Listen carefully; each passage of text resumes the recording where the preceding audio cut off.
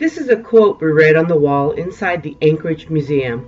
Quote, "I began to see through the veil of silence about our history and culture. I learned in places other than school that we were a courageous and ingenious people who had made a rich life under sometimes inhospitable conditions." By Paul Untuguk, writer in Yupik.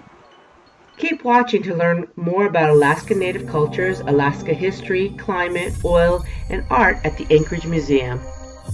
Welcome to Hipfig's Travel Guide series for Anchorage, Alaska. This is the Anchorage Museum travel guide for people visiting Anchorage, Alaska. Hipfig will share our own experience visiting the Anchorage Museum at Rasmuson Center in downtown Anchorage. In this travel guide, we'll provide information and helpful tips for visitors like tickets, discounts, directions and parking, free shuttle, hours of operation, and things to see at this Anchorage Museum in downtown Anchorage. If you have a car, set your GPS to the address of Anchorage Museum, which is 625 C Street, Anchorage, Alaska. It is diagonally across the street from the Anchorage 5th Avenue Mall in downtown Anchorage. There is paid parking beneath the museum and around the museum. For more information about parking, visit the Anchorage Downtown Partnership or Easy Park. We parked across the street from the Anchorage Museum in a paid parking lot. There is also metered parking, but it's enforced from 9 a.m. to 6 p.m. on weekdays and is free Saturday, Sunday, and weekday evenings after 6 p.m. There's also a free shuttle which operates in downtown Anchorage to Anchorage Museum. The stops are at Visit Anchorage Visitor Center, the Hotel Captain Cook, and the Sheraton, and the Alaska Native Heritage Center. The shuttle operates 7 days a week from mid-May to mid-September. Once we found parking, we walked through the tree-lined manicured walkway to the entrance. At the entrance, we found baby blue colored pianos lined up against the entrance walls. It was part of a public art display which changes regularly. We mustered up all the memories of long-gone piano lessons and got a good laugh. This was a good introduction to the Anchorage Museum. We went smiling and laughing into the museum to the ticket counter. The Anchorage Museum is open May 1st to September 30th daily from 9 a.m. to 6 p.m. and October 1st to April 30th from 10 a.m. to 6 p.m. on Tuesday through Saturday and noon to 6 p.m. on Sunday. The museum is closed on Monday.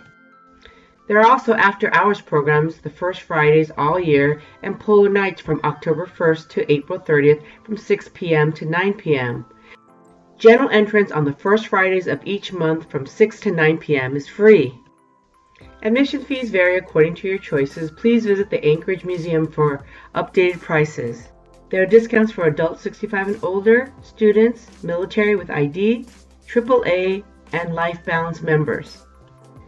If you're a member of a partner museum back home, they have a reciprocal admission policy.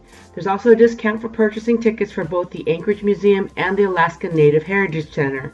They do not need to be visited at the same day. The Anchorage Museum has 4 floors. We suggest taking the elevator up to the top and walking down the stairs. On the 4th floor is the Chugach Gallery. At the entrance is a pulley chair, which many kids enjoyed going on. Further into the gallery, the main section features media representations of Native Alaskans. This gallery represents a brief historical overview of how Alaskan Indigenous people have been represented in media throughout the 20th century.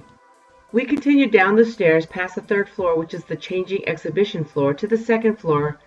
Located on the 2nd floor is the Alaska Gallery and ConocoPhillips Gallery, as well as the Smithsonian Arctic Studies Center and more. This section features the people and stories of Alaska, including the Athabaskan and Yupik peoples. The Alaska Gallery displays essential aspects of current and historical life in Alaska. There are over 400 artifacts immersed with sculptures, video, and interactive displays, soundscapes, moving images, and cinematic narratives. This gallery is modern, technologically advanced, and thoughtfully done. If it's still there, enter the display boxes tucked in the back, which provide an experience of the light and night of Alaska. We continued on our exploration of the 2nd floor, where they had a display on the history of salmon in Alaska. Then we continued to the Art of the North galleries. We found paintings, sculptures, photography, video, and other media, classic and modern, which feature northern landscapes and wilderness and Alaskans. There are indigenous artists, expedition artists, romantic landscapes from the 19th and 20th century painters, and works by contemporary artists. I always enjoy art in all its forms, so this section was especially engaging for me. We went down to the first floor where children were running around in excitement. Located on the first floor is the Imaginarium Discovery Center and Thomas Planetarium. At the entrance on the first floor, there are tables and chairs to take a break, a cafe, and the Muse restaurant. By the way, there's a Sunday brunch with farm-to-table food, which is delicious. Make sure to wear good walking shoes. You'll be on your feet for a long time at the Anchorage Museum. It will take 2 or more hours depending on your interest. By the way, the Valley Transit bus stop is next to the museum. Please check on their website for routes from your location. The Anchorage Museum was impressive. It's part historical, art, and science center combined in one. Definitely worth the price of admission. Happy travels! Go to hipfig.com for more information, or go to our Hipfig travel channel on YouTube and be sure to subscribe for regular updates.